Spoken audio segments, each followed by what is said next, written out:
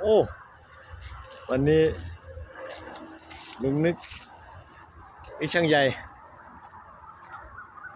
เรียกว่าทำความสะอาดพื้นที่หน้าโรงกลึง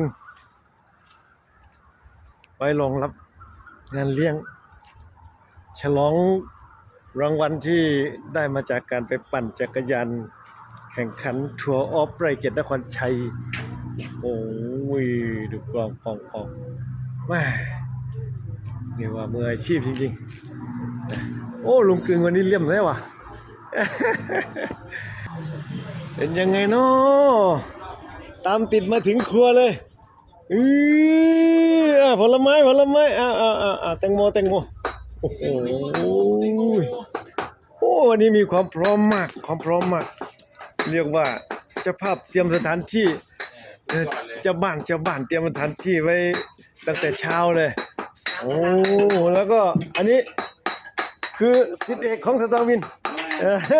ก็กำลังเตรียมโอ้เนี่ยน้องนะวะช่างใหญ่อ่ะนี่มีแคบหมูพร้อมไม่แคบหมูพร้อมโอ้ยสุดอ่ะร่วมแรงร่วมใจหลังจากปั่น